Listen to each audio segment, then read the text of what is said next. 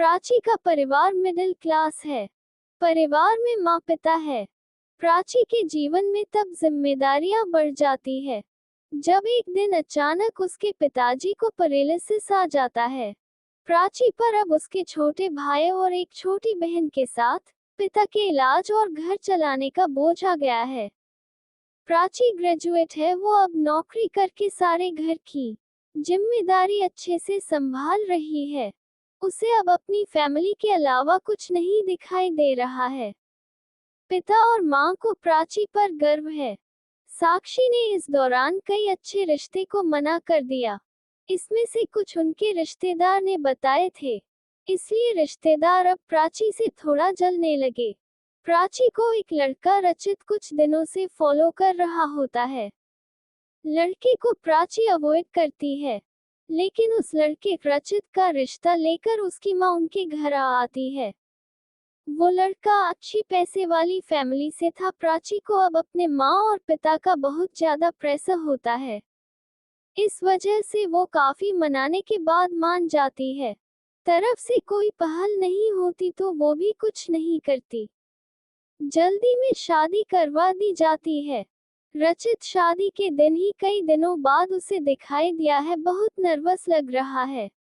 वो जिससे पीछे पड़ा था शादी उसी से हो रही है, लेकिन फिर भी उसके चेहरे पर खुशी नहीं है। प्राची को बात अजीब लगती है, उसको अंदेशा हो जाता है कि कुछ गड़बड़ है। सुहागरात की सेज पर वो बैठी है और बाहर से कई मर्दों की आवाज आ रही है। तभी वो बैठी बैठी सोचती है कि वो उन्हें आवाज से कैसे पहचानेगी, क्योंकि अभी तक उसने उनकी आवाज सुनी ही नहीं। और फिर रचित कमरे में आता है, चेहरे का रंग पूरा उड़ा हुआ रहता है। प्राची एक नजर चुपके से उठाकर उसे देखती है। वो भी बिस्तर के एक कोने पर बैठ जाता है। कई देर हो जाती है। प्राची को अजीब लगता है, लेकिन वो एक शर्त रखती है कि वो अपने घर को संभालेगी और नौकरी नहीं छोड़ेगी। लड़के की माँ यह मान जाती है। शादी होती है। शादी के लिए वो खुश है।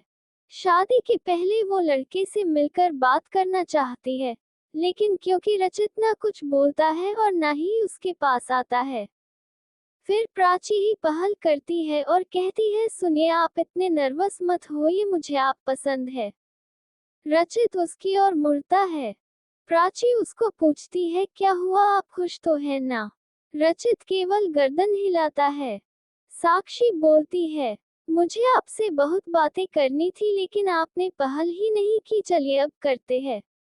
रचित अभी भी चुप रहता है। प्राची फिर बोलती है, आप कुछ बोल क्यों नहीं रहे?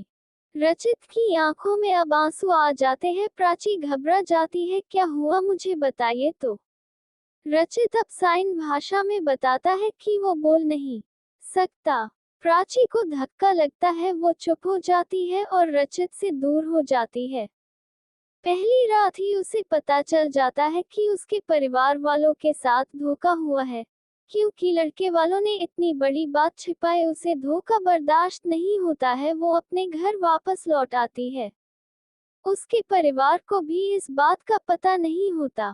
परिवार वाले भी ये सुनकर शॉक रह जाते हैं और अपने आप को कोसते हैं कि उन्होंने जल्दी कर दी, पहले पता लगवाना था।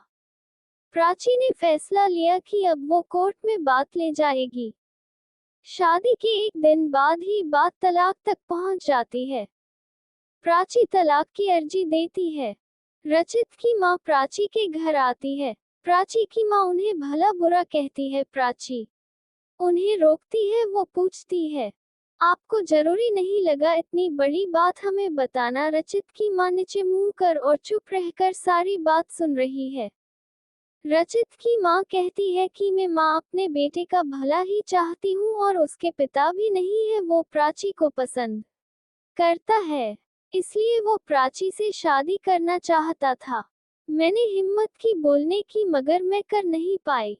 फिर मुझे डर भी लगा, क्योंकि पहली बार उसने कुछ करने को कहा। उसने तो मुझे बोला था कि तुम्हें सब बता दूं, और मैं चाहती भी थी लेकिन नहीं कर पाई।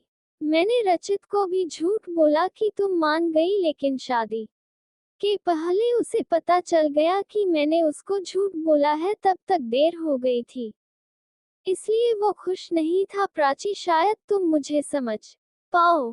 प्राची अभी भी गुस्से में है। वो बोलती है कि मुझे रचित के ना बोलने से कोई प्रॉब्लम नहीं है।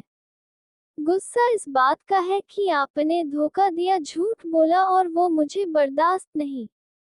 तलाक की अर्जी के बाद रिश्तेदार तो प्राची और उसके परिवार की इस हालत पर खुश है। वही तलाक में अभी कुछ महीने का समय है। प्राची अब अपने घर पर पहले की जीवन शैली पर लौट आती है। वो जॉब पर जाती है और कुछ दिनों बाद फिर रचित उसे दिखाई देता है। दूर से ही बस अब वो प्राची को देखता है। प्राची के ऑफिस के बाहर वो लगातार आता है। 15 दिनों तक प्राची उसे अवॉइड करती है।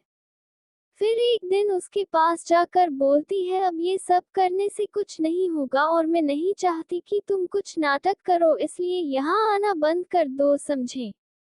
प्राची की बातें वो सुन रहा है। वो प्राची को इशारों में कॉफी पीने को कहता है, लेकिन प्राची वहां से चली जाती है। अगले दिन फिर वही रचित खड़ा रहता है। प्राची उसके पास जाकर कहती है, कॉफी पीकर मेरा पीछा छोड़ दोगे? रचित गर्दन हाँ में हिलाता है। टेबल पर दोनों आमने सामने बैठे। रचित अपने फोन में कुछ मैसेज टाइप करता है। प्राची उसको देख भी नहीं रही है।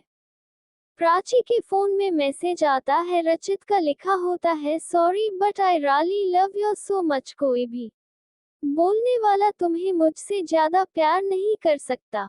और बात तो झूठी भी कोई सकता है, लेकिन आंखें हमेशा सच बोलती है। एक बार मेरी आंखों में देख लो, फिर तुम्हें जो सही लगे वो करना। प्राची का सारा गुस्सा मैसेज पढ़ते ही चला गया। वो धीरे से अपनी आंखें उठाकर रचित की आंखों में देखती है और उसकी आंखों से आंसू निकल आते हैं। वही वो उसको बोलती है, पहले ऐसी बात नहीं लिख सकते थे मुझे, आज तक कभी किसी ने ऐसे नहीं समझाया। वो खड़ी होती और रचित को बोलती है, चलो मेरा सामान वापस अब तुम ही उठा कर ले जाओगे। रचित उठकर प्राची को हक करता है।